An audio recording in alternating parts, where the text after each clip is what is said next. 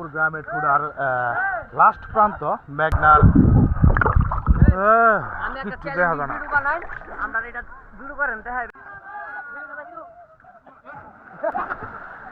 আমি ছোট ভাইদের সাথেই গোসল করবো, কারণ এখানে জায়গাটা মোটামুটি ফাঁকা হয়েছে এই মেঘনার তীরে।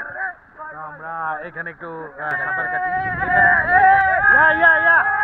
সবাই সবাই পানির আনন্দ, পানিতে গোসল করা বা নদীতে গোসল করার মজাটাই আলাদা। এটা সমুদ্র সৈকতের মতো এমন নয় যে এরকম, সমুদ্র সৈকতের ফিলটা হচ্ছে অন্যরকম। আর আমাদের গ্রামের যে নদী মেঘনা, গোমতী বা আড়িয়ালকা, এরকম নদীতে আমরা যে গোসল করি এটার আনন্দটাই ভিন্ন রকম। তো আমরা শেষ, গোসল শেষ না, চলবে চলবে, আরো চলবে না, আরো চলবে, উঠবো। তারপরে আজকে থাকা যায়, আমি চেষ্টা করবো। ধরছি ধরছি,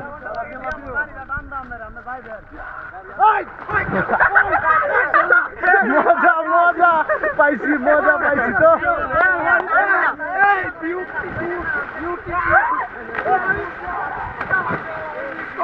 নাই, তো যাই হোক, আমাদের শামীম ভাই এখানে মোটামুটি একটা বড় ধরনের আশা নিয়ে লাভ দিয়েছিল, কিন্তু তার আশাটা এখনো পূর্ণ হয় নাই, কারণ এখানে অনেক কম পানি। তো ভাগ্যবশত আমরা আলহামদুলিল্লাহ কোনো ব্যথা পাই না। আমরা চলো সেই জন্য ঝাঁপিয়ে পড়ি।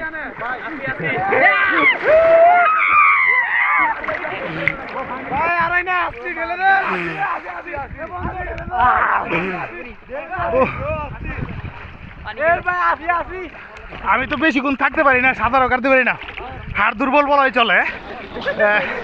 আমি পারি না, আমি পারি।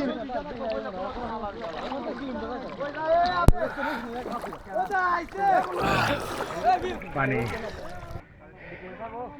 এরকম গ্রামের নদীতে বৈশিষ্ট্য, যেখানে নদীতে থাকবে কচুরিপনা আর পানি থাকবে, তো দেখতেই পারতেছেন। তো আর একটু গোসল করতেই থাকি। হ্যাঁ, তোমরা কি, তোমার নাম কি? জৌনায়েদ। তোমরা কি গোসল করে খুব মজা পাইতেছো? অবশ্যই অবশ্যই। এই জায়গার নাম কি বলো তো? নূরপুর আসাম, নূরপুর। মিনি কক্সবাজার। এটা কক্সবাজারের ফিল পাইতাছি। লোকেশনটা বলো, এই গ্রামের লোকেশনটা বলো। তাদেরকে নিয়ে একটু নূরপুর ঠুডা গোসল টোসল করি আর শরীরটাকে শীতল করি। এ পর্যন্ত আমরা অনেক সময় নৌকাতে উঠি, কিন্তু নৌকার বইটা কখনো ছুঁয়ে দেখি নাই। আজকে নতুন অভিজ্ঞতা, এই বইটাতে লটকে। আর এই যে পাখা দেখতেই পাচ্ছেন, একদম ছোট একটা পাখা। আজকে একটা নতুন ফিল নিয়েছি যে নৌকার বইটাতে ধরে গোসল করলাম, ভালো লাগছে।